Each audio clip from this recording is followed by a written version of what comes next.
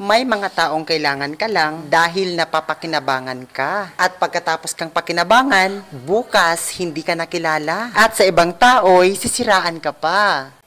Hindi lahat ng tao na malapit sa'yo ay kakampi mo. Yung iba, kunwari concern lang pero palihim kang sinisiraan sa ibang tao. Kaya mag-ingat sa mga taong plastic, inggit at insecure. Dahil kahit anong bait ipakita mo at galing ng pakikisama, gagawa sila ng ikakasira mo. Kapag galit, iwasan natin magsalita ng masakit. Dahil ang galit, lumilipas yan. Pero yung mga masakit na nabitawan mong salita, kailanman, hindi na mababawi yan. Sa panahon ngayon, ang mabuting tao, maraming kaaway. Pero ang plastic na tao, maraming kaibigan. Alam mo ba kung anong pinakamasakit na katotohanan? Yung sarado ang mata nila sa kabutihan mo. Pero bukas ang mga bibig nila sa mga mali mo. Dito mo lang makikita sa Pilipinas na nagigipit na daw, pero ang daming paparating na parcel.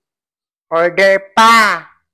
Makontento ka kung anong meron ka. Hindi yung kung anong meron sila, dapat meron ka din. Hindi yung ipipilit mo pa kahit kapos ka na at hindi kaya ng bulsa. Minsan, kung sino pa ang masayahin at palatawa, sila pa ang maraming problema. Di lang halata kasi magagaling sila magdala. Real talk lang tayo ha. Sa trabaho, ang binabantayan lang nila ay ang mga mali mo. Pero ang pagod at hirap mo, hindi nila yun nakikita, day.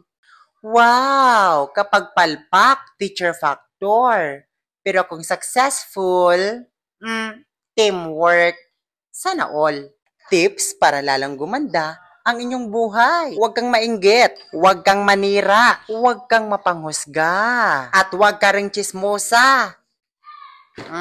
Maraming tao ang ayaw kumain sa ampalaya kasi mapait daw. Pero kung makainom ng alak, akala mo chocolate? Nakakaiyak daw pag graduation. Hello? Mas nakakaiyak pag di ka gagraduate. Sigurado ka na pasado ka? Check mo muna.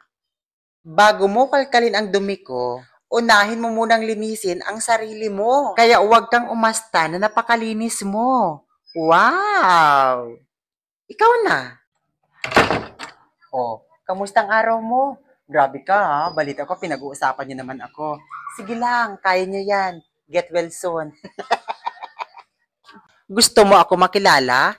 Tanungin mo yung kapitbahay ko. Kasi alam nila yung kwento ko, alam nila yung pagkatao ko, alam nila kung sino yung kasama ko, alam nila kung anong kinain ko, alam nila kung saan ako galing, mas kilala nila ang sarili ko. Kaya doon ka magtanong, ha? Sige na, punta ka na doon.